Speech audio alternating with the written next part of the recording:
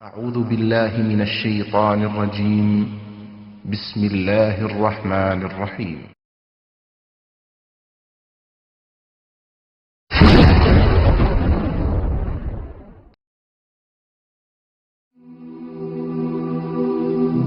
মৃত্যু এমন এক বাস্তবতা যার থেকে কেউ পলায়ন করতে পারবে না। প্রত্যেকটি প্রাণীকেই মৃত্যুর স্বাদ আস্বাদন করতে হবে। আল্লাহ তাআলা পবিত্র কালামে মাজিদে ইরশাদ করেন, কুল্লু নাফসিন যায়িকাতুল মাউত, প্রতিটি প্রাণী ওই মৃত্যুর স্বাদ আস্বাদন করবে। কুল ইন্নাল মাউতাল্লাযী তাফিররুনা মিনহু ফাইন্নাহু মুলাকীকুম, হে নবী আপনি বলে দিন, মৃত্যু যার থেকে তোমরা পলায়ন করছো সে অবশ্যই তোমাদের সাথে সাক্ষাৎ করবে। আইনামা তাকুনু ইউদরিকুমুল মাউত ওয়ালাউ কুনতুম ফি বুরুজিম মুশাইয়াদা, তোমরা যেখানেই থাকো না কেন মৃত্যু তোমাদেরকে পাকড়াও করবেই, যদিও তোমরা সূর্য দুর্গে অবস্থান করো। লিকুল্লি উম্মাতিন আজাল, ইযা জাআ আজালুহুম ফালা ইস্তাখিরুনা সাআতান ওয়ালা ইস্তাকদিমুন, প্রত্যেকটি জাতিরই মৃত্যুর জন্য একটি নির্ধারিত সময় রয়েছে।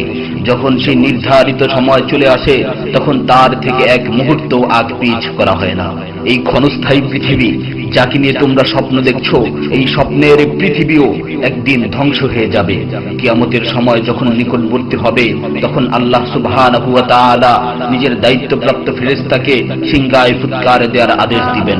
অতঃপর ফেরেশতা সিংহায় ফুঁক দিবেন, ফলে পৃথিবী ও পাহাড় সমূহ উত্তোলিত হবে, চূর্ণ বিচূর্ণ হয়ে যাবে, আকাশ ফেটে টুকরো টুকরো হয়ে যাবে এবং নক্ষত্র সমূহ ঝরে পড়বে, সূর্য তার কিরণ হারিয়ে ফেলবে, সমুদ্রকে উত্তাল করে তোলা হবে।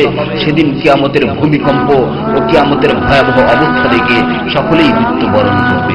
আল্লাহ তাআলা বলছেন, ইয়া আইয়ুহান নাসু তাকু রাব্বাকুম ইন্না জালজালাতাস সাআতি শাইউন আযীম يوم ترونها تذهل كل مرضعة عما رضعت وتضع كل ذات حمل حملها وترى الناس سكارى وما هم بسكارى ولكن عذاب الله شديد।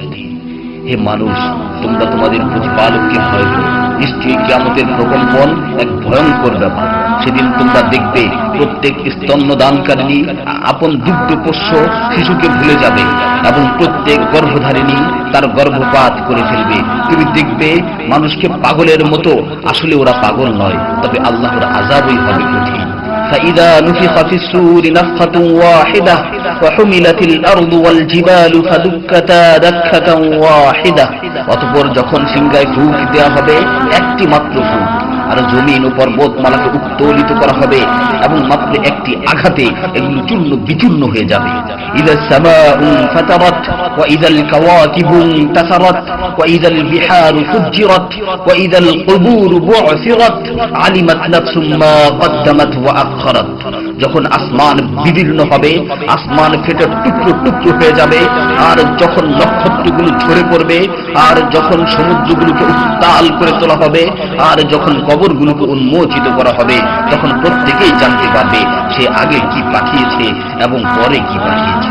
সেদিন কিয়ামতের ভয়াবহতায় আল্লাহ সুবহানাহু ওয়া তাআলা ব্যতীত প্রতিটি প্রাণী প্রাণ হারাবে।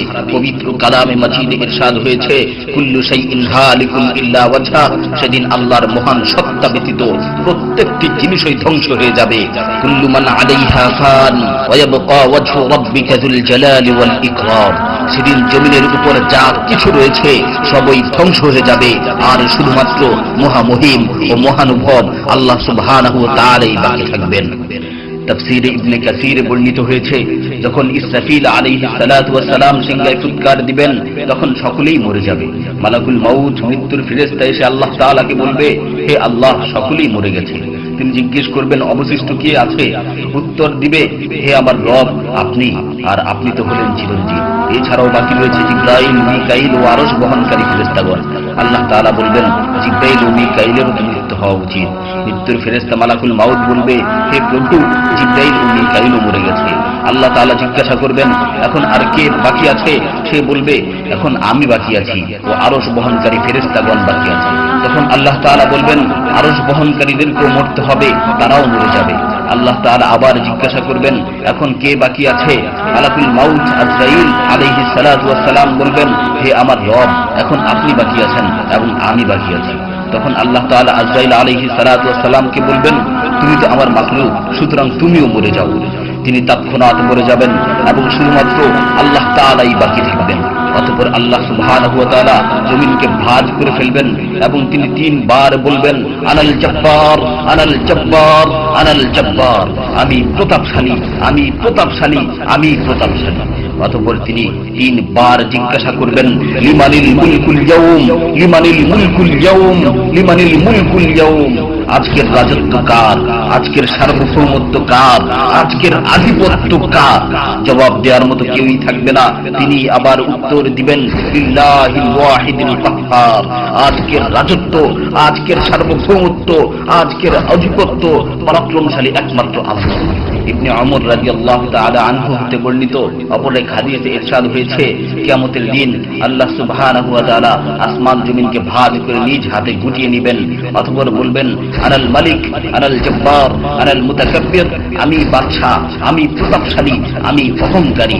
আইনা মুলুকুল আরদ, আইনাল জব্বারুন, আইনাল মুতাকাব্বিরুন, দুনিয়ার রাজা বাদশারা কোথায়, দুনিয়ার প্রতাপশালীরা কোথায়, দুনিয়ার অহংকারকারীরা কোথায়? তখন আল্লাহ তাআলা সুউচ্চ কণ্ঠে 3 বার জিজ্ঞাসা করবেন, লিমানিল মুলকুল ইয়াউম, লিমানিল মুলকুল ইয়াউম, লিমানিল মুলকুল ইয়াউম, আজকের রাজত্ব কার, আজকের সার্বভৌমত্ব কার, আজকের আধিপত্য কার? অতঃপর তিনি 3 বার উত্তর দিবেন, লিল্লাহিল ওয়াহিদিল কাহ্হার, আজকের সার্বভৌমত্ব, আজকের রাজত্ব, আজকের আধিপত্য প্রতাপশালী একমাত্র আল্লাহ সুবহানাহু ওয়া তাআলা।